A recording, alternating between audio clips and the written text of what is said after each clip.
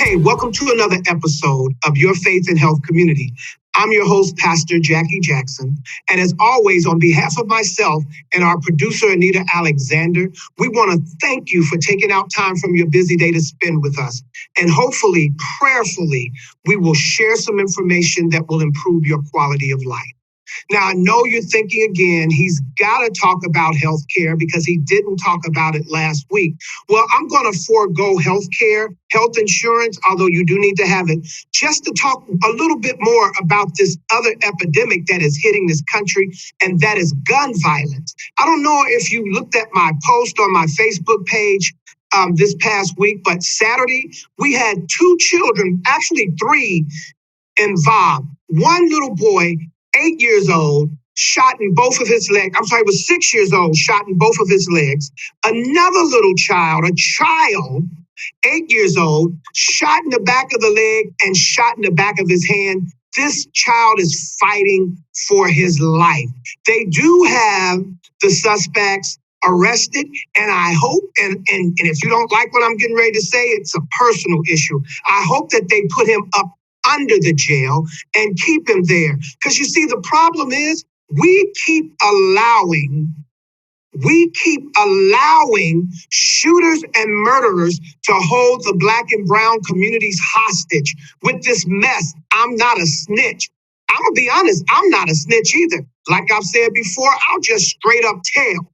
If they'll kill somebody else, if they'll shoot somebody else, they will shoot you. They will shoot your family. They will kill your children. We've got to stop allowing these shooters and murderers to hold the community hostage. It's time for us to get involved. If you're sitting back and doing nothing, you are a part of the problem. If you are a parent and you know that your child who couldn't navigate himself through a textbook is running around with a gun, you are the problem. If you're seeing someone get shot or murdered and you're talking about, I looked away when the shooting happened, you are the problem. If you know there are dope dealers on your block and you're not saying something about it, you are the problem, and you are responsible for these babies, these children. You should be upset.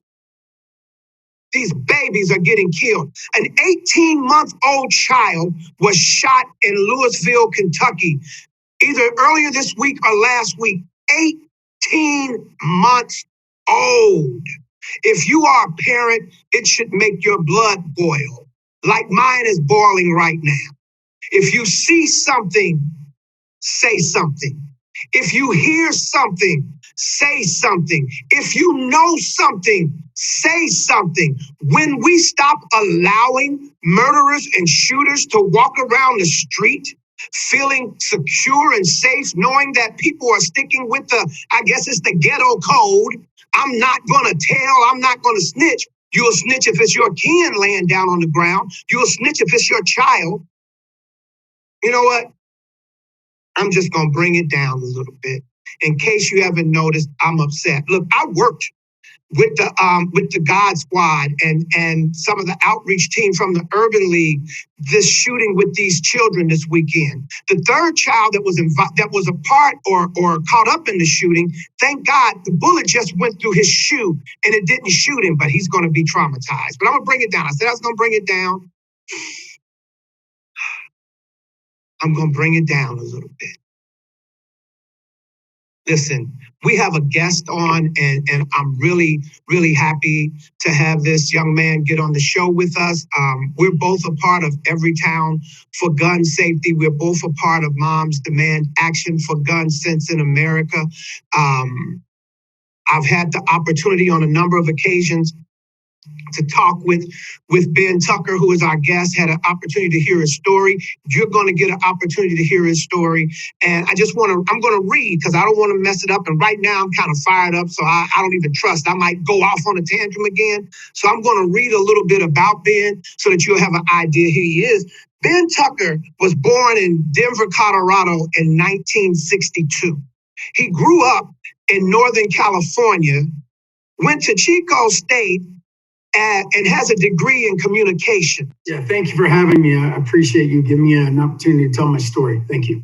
Pastor Jack, you have every right to be passionate about this subject. It is an epidemic in our country and has been for a long time. It was an epidemic in many communities, and it wasn't something that was addressed for a long time because it happened to be in a lot of predominantly lower income communities and certain people, and other communities, people of color communities. And for me, it was something that I didn't really think about until it came into my community. And it's something that unfortunately a lot more and more of us are becoming aware of. And it's a real problem. So yeah, I got my degree in communications / broadcasting from Chico State in December of '84. And then I worked through several different places in TV, ended up in Sacramento, California. One day I got a call saying I need to rush to an electronics store because there was a hostage situation. So I got there probably around, I don't know, about 2:30. And so a long day, man. Sheriff's Department and local law enforcement negotiated with this Vietnamese gang who wanted, the only reason they even took the store wasn't to rob it, it was to get notoriety. They felt like they weren't getting their due props as a gang in Sacramento. And so they thought that this would put them on the map. And this is just the beginning. This is in 1991. This is beginning of CNN and worldwide coverage. And so there were people from all over the map there and covering this situation. So anyway, they tried negotiating for, I don't know, probably about 7 hours, and things started to deteriorate. The department decided to send the SWAT team in, and they missed the lead guy. He had negotiated for a flak jacket, so he had one of those on, and the sharpshooter missed him. And I'll never forget just the how scary it was to watch his reaction once he realized he was okay, and there was just a bunch of broken glass. Because I was probably 50, 60 yards away, and they had windows that you could see into, so you could see the hostages tied up on the floor, the speaker wire. And after he realized he was okay, he decided he would just go down the line of hostages and just start shooting them. And that's an image that will never be able to be erased from my brain. And the guilt that I had from that situation was really hard to live with. Knowing that I'm there and I'm doing nothing but giving these guys exactly what they wanted. They wanted notoriety, and we gave them that very thing. And people had to pay the price for that. I mean, this is, 1991, and this was part of our problem in America. I mean, shoot, we had James Brady had gotten shot when President Reagan got shot in the 80s, and we just continued to ignore this problem in our country. So anyway, the guilt really ate me up, and I decided I needed to get in a new career. So I did. I got my degree in teaching, and I moved to Nevada with my wife and started teaching in the Reno Sparks area. And in 2013, a really good friend of mine who I taught for years with, we both are math teachers. We went out to our morning duty. We heard a loud pop sound off the playground. We walked toward it to see what it was. And I'll never forget the look in this kid's eyes that he had. I was just terrorized by his look and the fact that he had a gun in his hand. And so we continued to walk toward him, me more so following my lead teacher, who was my friend. I don't know if he was a lead teacher, but he was leading me that day because he was a Marine. He was a former police officer. He had dealt with situations, something like this before. And he thought he had a chance of getting the gun out of the kid's hand. The kid did not give him the gun, but he did shoot him in the chest. And my friend fell into the fetal position, so I knew he probably, if it wasn't dead, he was close to dying. And in that instant, I decided I didn't have a lot of options. So I decided to try to run for safety. Luckily, the kid missed me, and I was able to get in the building. But the guilt that I still have today of not being able to do anything for my friend.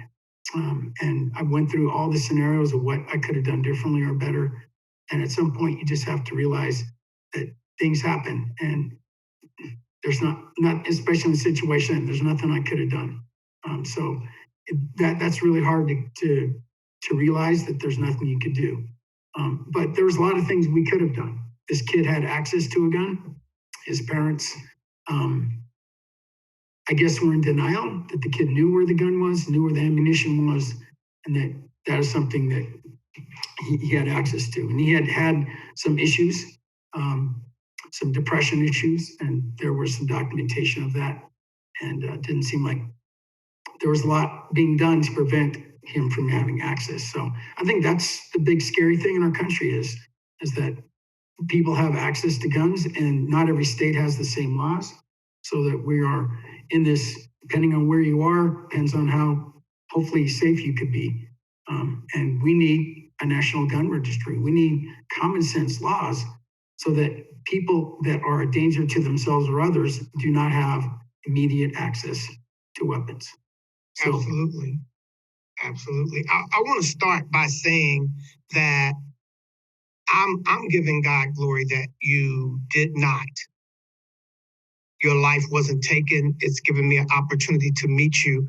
And also to touch on something that you mentioned, because I've heard it a lot, where you will hear survivors speak about a guilt, feeling guilty about not being able to do something more.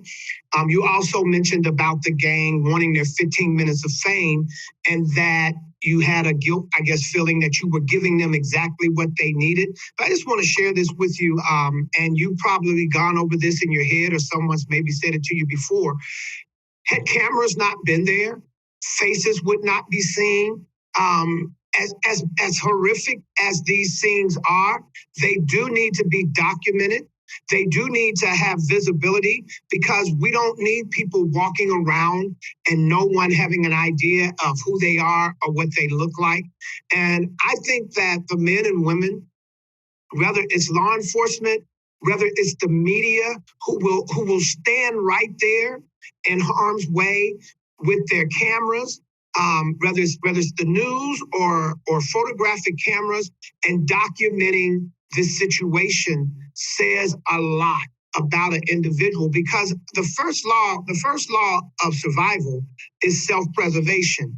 And so for someone to say, I'm going to run into the building that's on fire, or I'm going to run into up to a hostage situation and try to help somebody, that's right there is bravery. That right there is saying that you're looking at someone beyond yourself. So you gave families in a community, all of you, all the media was there, gave families and communities an opportunity to see what was going on. For a family member was lost, for a child who may not get to know their parent, it gives an account. Maybe it's not something they want to watch, but if they do want to know, they have an opportunity. So I thank you and people like you who are willing to say, I'm going to stay here when this could be very dangerous, and I'm going to get this information so that you know. And it also helps the victims, especially the victims whose lives are taken.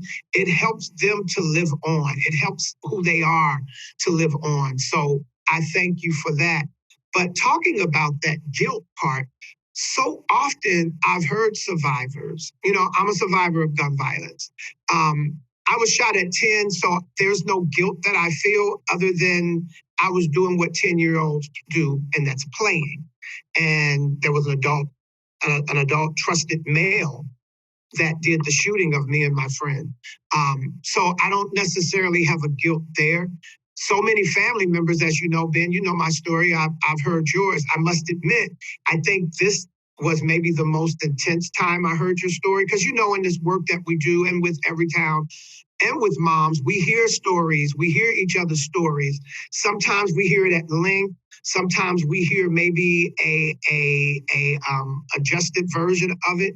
But I think today, just hearing your story just really touched me and give me a really strong idea and an understanding of why you do the work that you do. So you've been with, and I thank you for that. I want to make sure I said that again, that I thank you for the work that you're doing. You've been with moms demand action for gun sense in every town, every town for gun safety, and as a part of the Survivor Network. Could we talk a little bit about your experience working with Moms Demand and with Everytown? Could you just kind of share with us what you do? For sure. It was hard for me to get involved. I didn't know how to get involved.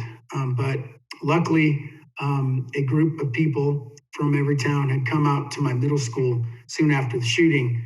And they kind of talked to us about how to move on. And there were supposed to be more communication, but there were some emails that got lost and so forth and so on. So I lost touch with a group of them and was able to finally reconnect and get part of the organization.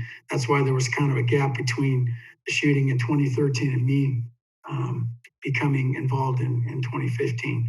But you know, everybody's got with grief. There is no exact way to get through it. Everybody's got to figure out their own personal journey through it. And Everytown and Moms has helped me do that by giving me a sense of purpose and a sense of well-being that, you know, that I can make a difference and that one person can make a difference, even if it seems discernibly small.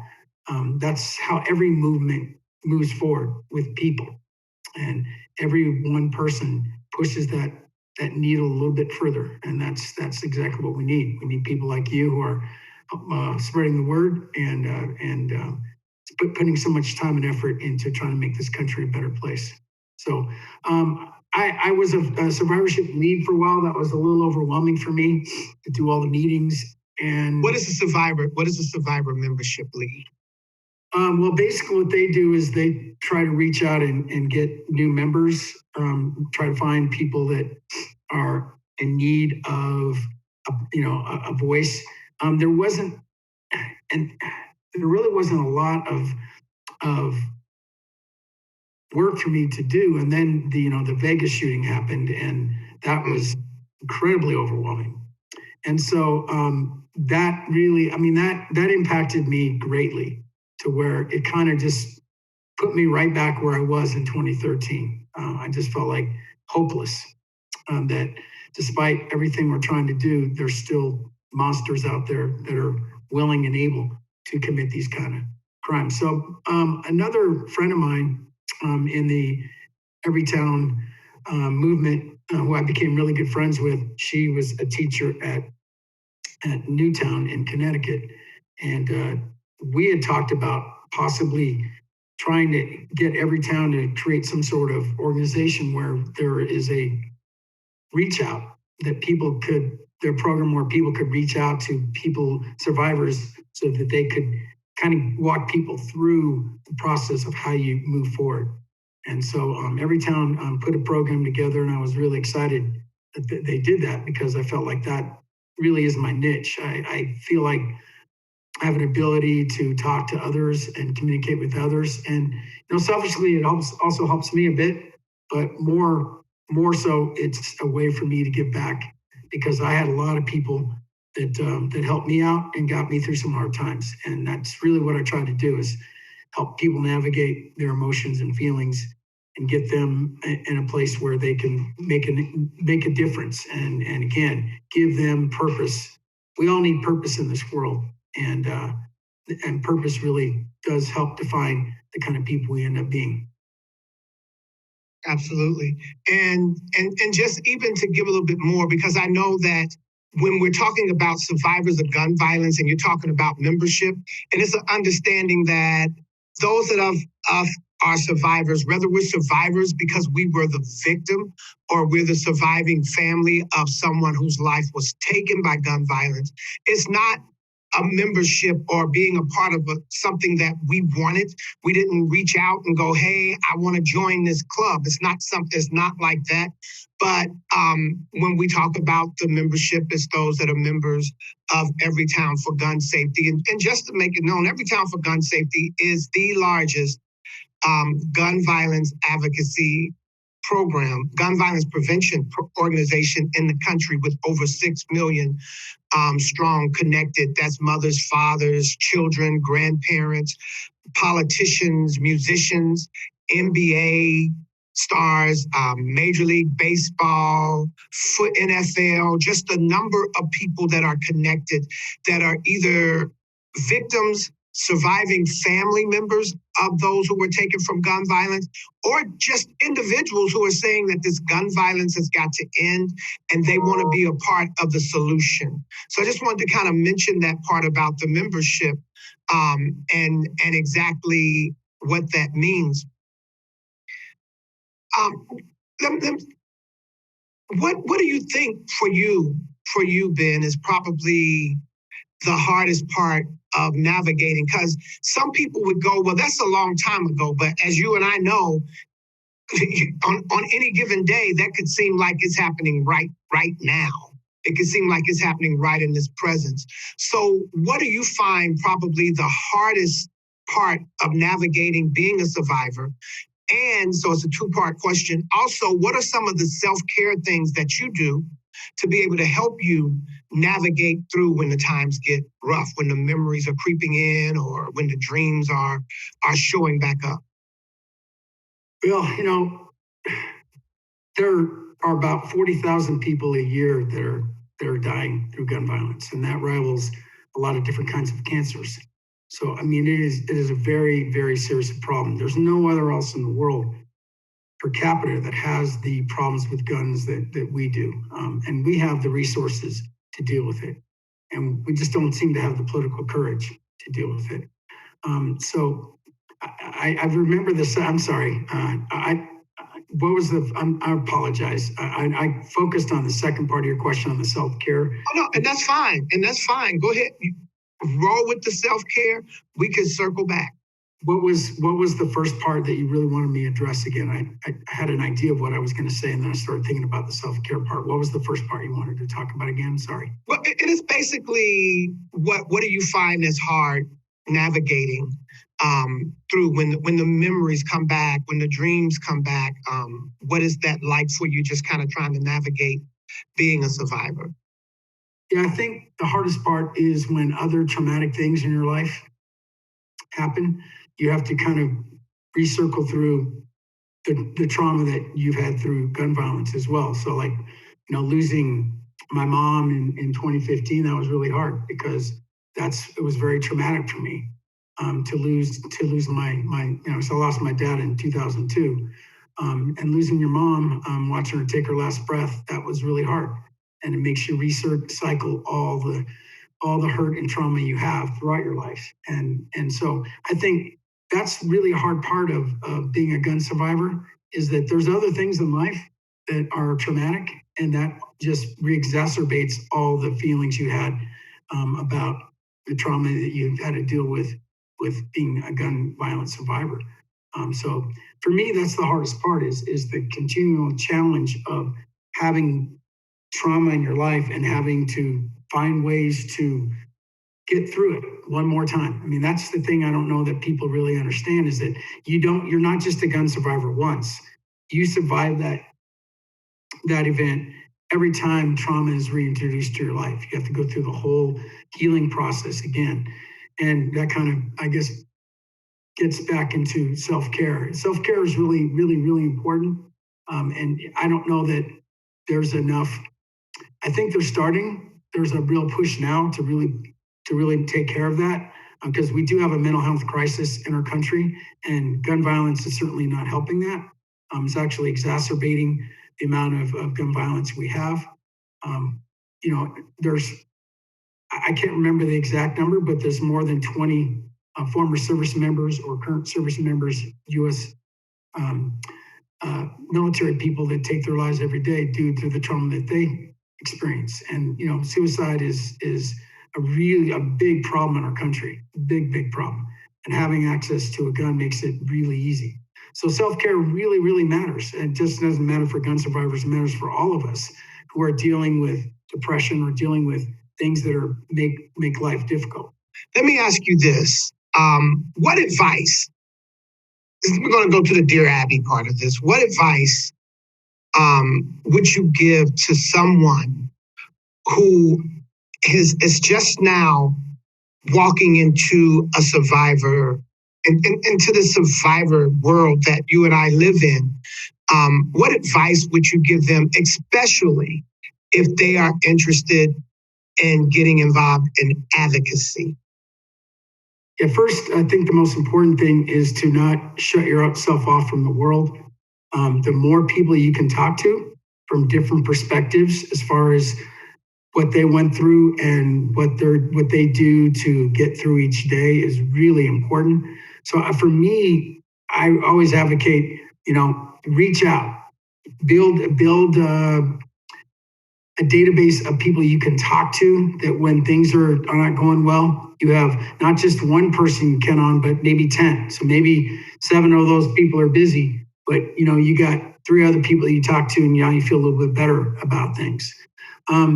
The thing with advocacy is that there are times where I think we all, at least I've talked to people and I felt that way. Sometimes we are so impassioned about wanting to make change that it does take a toll on us. And that's where self-care comes in. But also it takes a toll. And sometimes you just need to take a break. That is definitely some advice I've given people when they're overwhelmed. Take a break, do something fun, and re-energize yourself and get back in the fight when you're ready. So I think there are a lot of really admirable organizations to get involved in, but I really believe that Everytown and Moms has made a major impact. I know that I saw an interview with Shannon Watts the other day, and she was saying that the impact that Moms Demand is starting to surpass NRA's impact when it comes to legislation in a lot of states. That legislators are now just not cowering to what the NRA wants. They see enough people in red shirts, enough angry moms in red shirts, and wanting to demand things to change. They are definitely cognizant of this movement. When I first started, no one knew who Moms Demand Action was. No one really knew what Everytown was, but people do now. And part of that is a good thing, and part of it is sad that this organization has had to become so strong because of all the support we have to give so many people every day that continue to be victims of this epidemic. And it's not completely curable. No epidemic is completely curable, I don't think, but it's certainly, there's a lot of preventable things we can do. A lot of countries have had the courage to do so.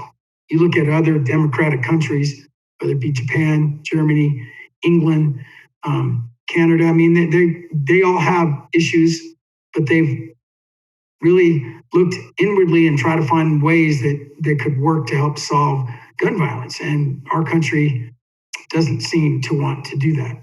It seems like we've gone backwards in a lot of ways since the early 90s, when the NRA got a chance to gain a real foothold in the halls of Congress through their lobbying. I think I was looking at Twitter and saw where Wayne Lapierre, that's with the NRA, was talking about Shannon, and you could tell from his conversation that, oh, wait a minute, she is she's having an effect on our organization, and I thank God for that.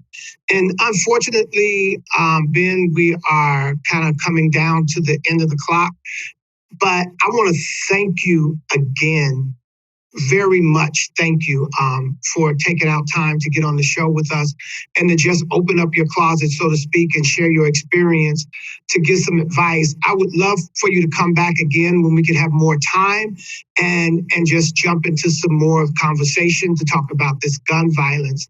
So thank you again. And hey, we're always here for each other, and that part makes it good. So everybody listen. I'm not going to attack you like I did earlier. I'm just going to say, if you see something, you need to say something. Listen, your family could be next, and don't wait until it's your family to decide that you're going to get involved. Let's do some preventative work. Let's be proactive and not reactive. So I'm going to say, until the next time we get a chance to talk to you, stay faithful, stay healthy.